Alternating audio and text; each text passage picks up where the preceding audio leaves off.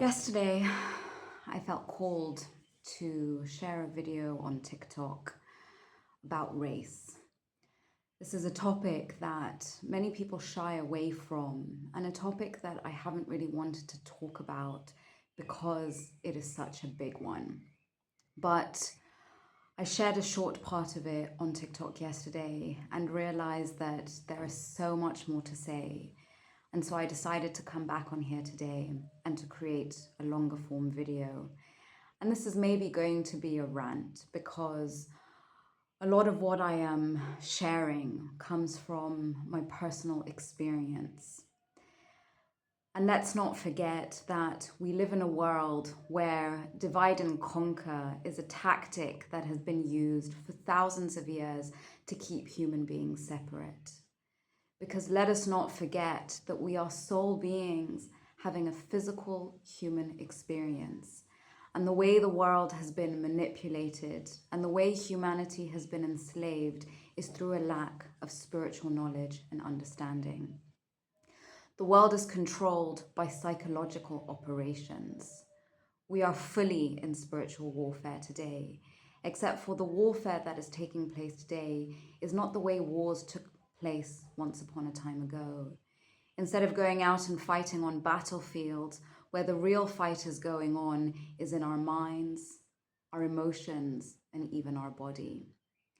And racism is really just one of those tactics. It is something that was invented a long time ago to separate people and keep people hating one another. Because as I've said in many of my videos, there are parasitic entities that control our world. And these parasitic entities exist in many different forms. From the humans who do their biddings, who sit at the top of the pyramid, essentially, those in positions of power in our world today. And then there are those that truly rule the world, that truly govern our world, because our world is not governed by the God that we have been taught about in religion, but the true God, the true creator, the Most High, that was replaced by a false God, by false systems that worship false idols. And race is one of those false gods, one of these mind programs that was put in place a long time ago to make certain people in the world feel superior than others. And let's not forget about the fact that almost the whole world was colonized by a few Caucasian countries and people. And I've done videos about this before through colonization and the slave trade. People were made to believe that those who were of darker complexion were inferior to those who were doing the colonizing. And this is what made it okay for them to do the horrible deeds that they did. Because something that I used to think about quite often was, how is it that those people who are brown-skinned, and we're basically all different shades of brown, or different shades of beige, if you will. And I always used to question, how is it that the whole world essentially is called a minority other than the Caucasians that rule the world? And yet there are more brown, black, beige people in the world than there are of any other skin complexion. And so this really got me wondering, how is it that the world is run by such a small number of people, and that the whole world, the majority of the world who are melanated, various degrees of melanin, have somehow been convinced into believing that they truly are inferior? Well, it goes so much deeper, and it goes deeply into spirituality, because the wars that we have been fighting for a very long time is mental warfare. And Bob Marley really said it best. How did he phrase it? Decolonize your mind from mental slavery, or free your mind from, emancipate yourself from mental slavery, because that is the biggest form of slavery that is existing in our world today. The beliefs, the thoughts, and the emotions that we carry about ourselves and the world around us. So as somebody who was born in Kenya, to an African mother and a European father, I can tell you that my experience with race has followed me across the world. I have lived in many different countries, but one thing that I can say for sure is that I have actually experienced more racism in Kenya than I ever did in the Western world. Because Kenya is in a very interesting situation in that once upon a time, I remember when we were younger, and maybe it was because I was younger, and so I couldn't really see things for what they really were. But I couldn't understand why the Caucasians were always so revered. And it's interesting because whilst I grew up in Kenya, but my father was a Mzungu, it was interesting because when I first went to Europe at the age of, I think it was like 11 or something, the number one thing that shocked me the most was to see that white people had jobs, sort of what are considered more low-income jobs in Kenya. So you would see white people working in supermarkets, white people working at petrol stations. And this really shocked me because obviously here in Kenya, you would never see that happening. White people only have higher level jobs. And so we can see how the programming of racial superiority is already programmed into us from such a young age. And so it wasn't until a few years ago that I really started to have a racial identity crisis, because obviously growing up in Kenya, I was always considered a Mzungu. And it's funny because, you know, when you're in America, for example, as long as you have one drop of melanin, then you are considered melanated. You are not considered Caucasian. And so I never really considered myself any color until later on. And I started really realizing this from like 2017, 2018 onwards is when I really started to think about the color of my own skin. And it's funny because before, when I was younger and living in Kenya, I would tend to find myself spending a lot of time with mixed race people. And it's funny because people would always have something to say about it. They would always be like, oh, why do you pointies always hang out together? And the thing is, we as mixed people have no problem because we feel equally as comfortable around Caucasians as we do around Africans, because this is the heritage that we were born into. But the outside world forces us to choose where we belong. Why should we choose? It's like if I asked you if you had to choose between your mother or your father. Because when you ask somebody who is mixed race to choose which side of the fence they're on, that's exactly what we're being asked. We're being asked to choose a parent. We're being asked to choose a heritage. We're being asked to reject certain aspects of ourselves. And this is the problem with racism, because racism is a construct, it's a mindset. Because the world has been taught to believe that the only people who can be racist are the white people, but that's totally bullshit. Because it's a mindset thing.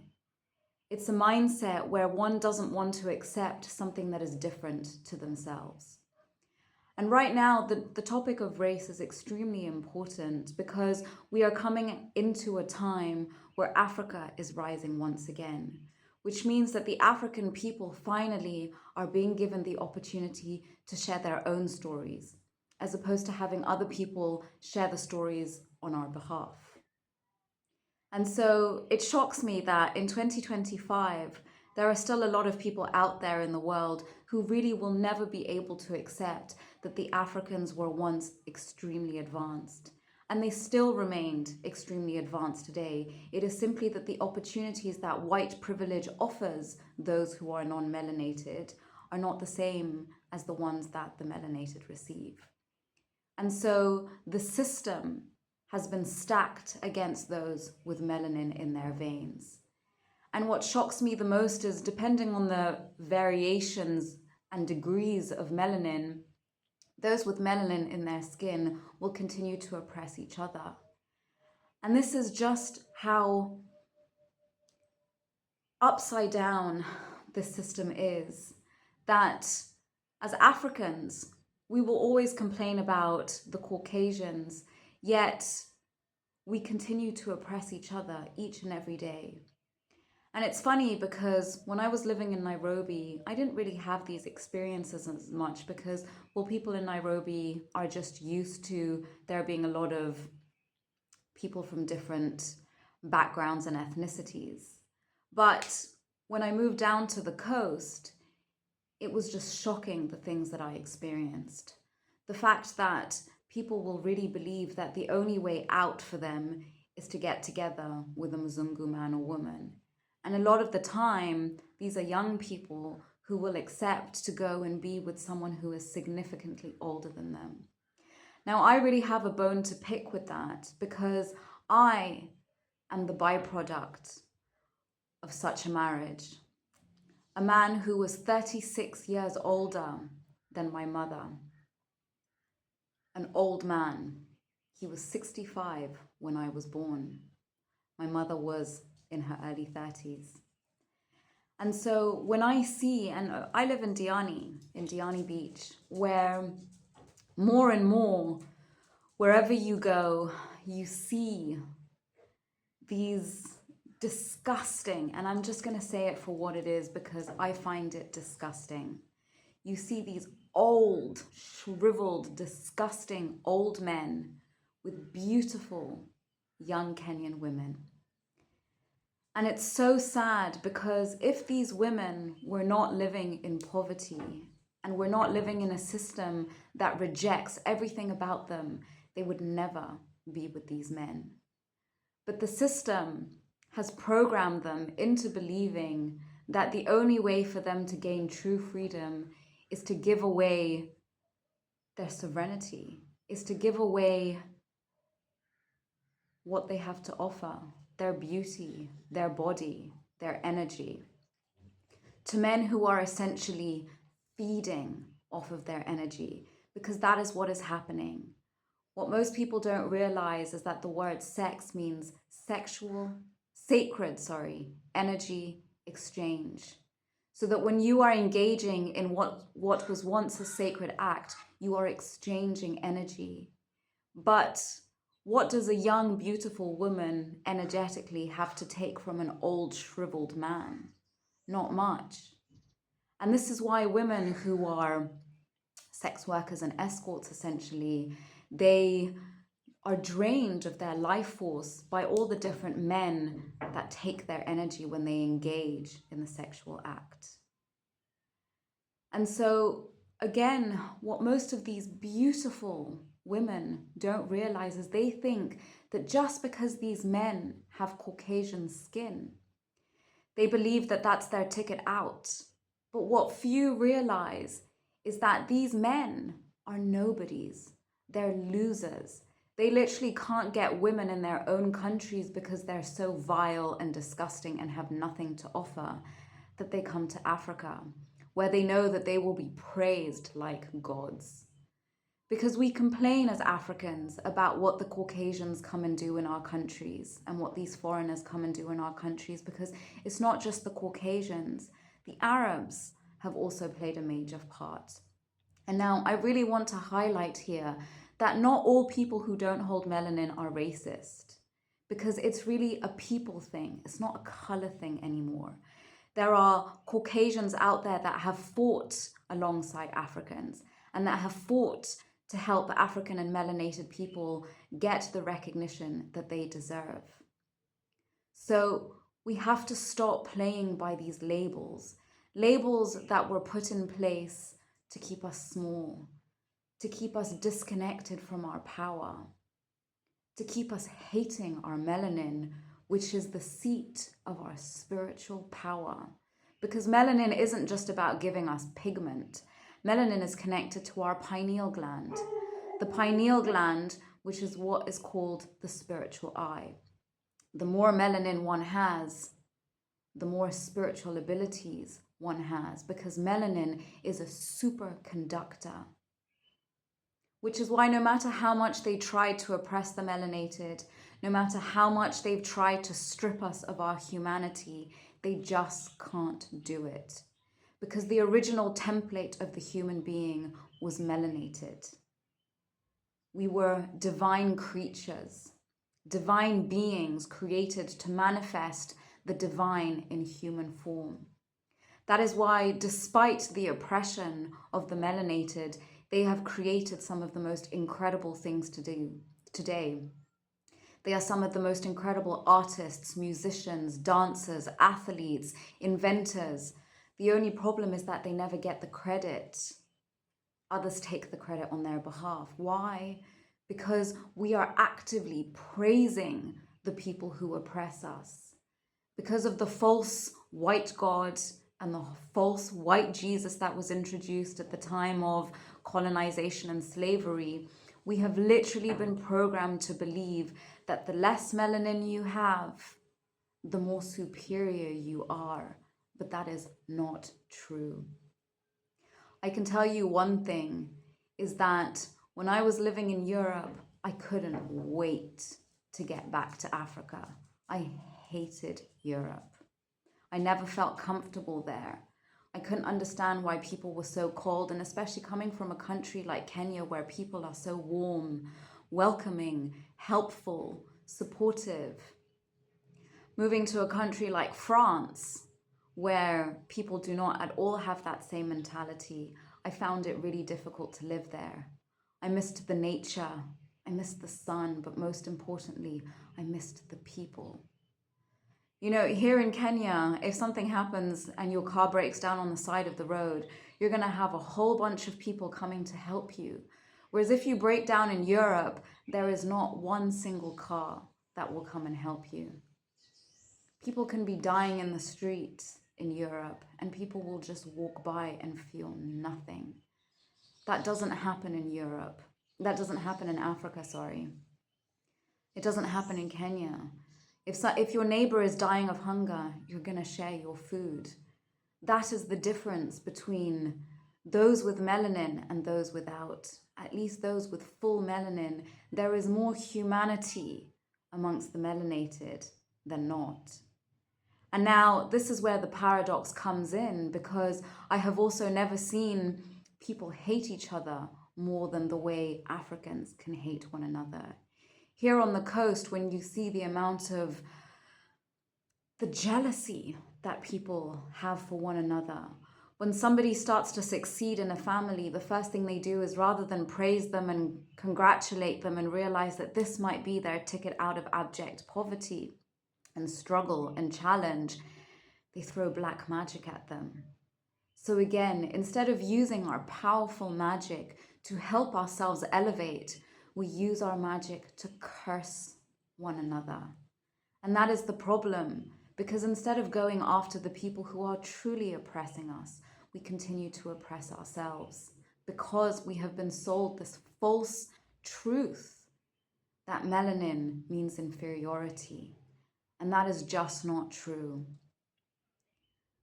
I was never accepted by my white family. I never felt comfortable with my white family. I never felt that I could be who I am with my white family.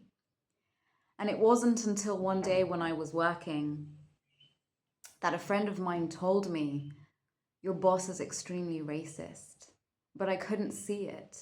I couldn't understand what she was saying until when she said those words, I started to pay attention.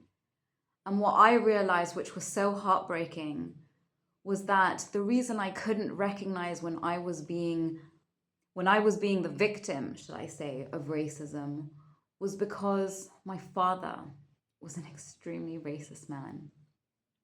And this was so ingrained because racism is ingrained. People don't even realize, because this has been programmed into us and has been carried within our cellular structure for generations. Because it is a mindset. That's why colonization, there is a colonial mindset. Not all white people are colonizers, but some of them still hold that mentality.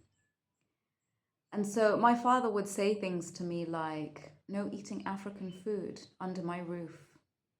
Kiswahili was my first language, but it was beaten out of me. I was told I was not allowed to speak Kiswahili under my own roof. So I would go and I would spend most of my time in the staff area with the staff, because at least there I could eat African food and I didn't feel like I had to pretend to be somebody else.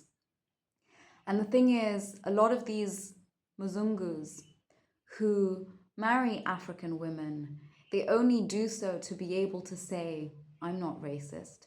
And that's not to say that all mixed race couples are like that. Some of them are truly together for love. And generally, when you see two people who are around the same age, then you know that they are together for love. But when you see couples that are of extreme difference in age, then you have to question, what is going on here? And this is not to say that there aren't some people who are in these marriages who don't truly love each other. But personally, I believe that if somebody can be the age of your father or your mother, you should not be in a relationship with them, because mentally you're not at the same place. And it means that they can manipulate you in ways that somebody who is your own age wouldn't be able to do. So really, this topic of race is something that we really need to explore, because we as Kenyans, we as Africans, we put these foreigners on a pedestal, which is why they come here and behave the way they do. They behave in ways that they would never behave in their own countries. And why do they do that? It's because the people glorify them, put them on a pedestal and say, in our eyes, you can do no wrong because your skin is the same color as the white Jesus that we were brought in colonization. And so we have to stop giving them a stage to stand on. We have to shame them when they do terrible things, because the reason that they are still getting away with the horrific things that they are doing on our beloved continent today is because we allow them. You know, when you go to other African countries, the Mzungus are not glorified the way they are here in Kenya. Why is it that they are made to feel so superior? Again, the fact that in Nairobi you can go to places and not see a single Kenyan person, to me that is wrong. There is something very disturbing about that. The fact that you have all these expats that come to Nairobi and they don't have a single Kenyan friend. They should feel extremely shameful about that behavior. Because how do you come to a country where there are mainly melanated people, but you can't seem to make one friend that has melanin? Something there is very wrong. And we need to start shaming them instead of smiling at them and making them believe that they are all high and mighty and superior, because this is not acceptable. The reason that Africa has fallen as much as it has over hundreds of years is because we have allowed it to. And yes, the system does not work in our favor, but there is something we can do about it. If we stop allowing people to get away with the disgusting behavior that they do, then they'll stop doing it. The fact that these old disgusting white men can parade around all of Diani with their young women. And how do we know that some of them are not underage? We don't know that. But we accept it. And yet, if we were to see an old man, an old Kenyan man behaving in this way with young Kenyan women, I'm pretty certain people would say things. So why is it that some people are allowed to get away with disgusting behavior and some are not? And we know that the police can't do much about it. I had conversations with the police to see what can be done to stop these things. Because the worst part about all of this is that even the mothers of children believe that because a man lacks melanin, because of the white Jesus and the white God that we were sold. They believe that these people can do no harm. And as a result of that, there are many mothers across the world who are literally selling their children to these old white men. And you can just imagine what's happening with these children, what's being done to them behind closed doors. Because these are the things that were done to me, so I am talking from experience. These are the vile, disgusting things that my own father did to me. But of course, when my mother tried to get away from him, when she went to try and fight for the protection of her children, of course, because we were in Kenya and he was a white man that had money, of course, no one was going to listen to what she had to say. Because we know in this country, money and the shading of your skin change everything. And so when people call me Mzungu, I hate it. I absolutely hate it because it means that I am being rejected as the African woman that I am. And for a very long time, I believed that I didn't have a right to call myself an African woman, though I was born from the body of an African woman. And so I believed I didn't have the right. I felt rejected by my own people because they were like, you're not one of us. Your skin is too light to be one of us. Yet I was rejected in the exact same way that those who are fully melanated have been rejected. And yet, at the same time, again, the paradox is that I experience white privilege every day. And that's why it's interesting, because those who are fully Caucasian, they don't comprehend the privilege that they have for the color of their skin, because they know no other way. Whereas for me, because I do have melanin, I experience the privilege I have over my friends that are fully melanated. And this makes me feel very uncomfortable. And it pisses me off. Because instead of looking at the color of our skin, we need to start looking at the character of each and every human being. Don't just categorize people as this or that because of their skin color or their race or even their passport. It doesn't mean everything, because at the end of the day, all human beings operate through the same psychology. But we can do something about it. We can stop accepting and praising the people who take away our livelihood, who take away our dignity. Because why is it that in Kenya, so many extremely educated, intelligent, and smart people are being bypassed for jobs that are being given to Caucasian students that have just graduated university? This is not acceptable.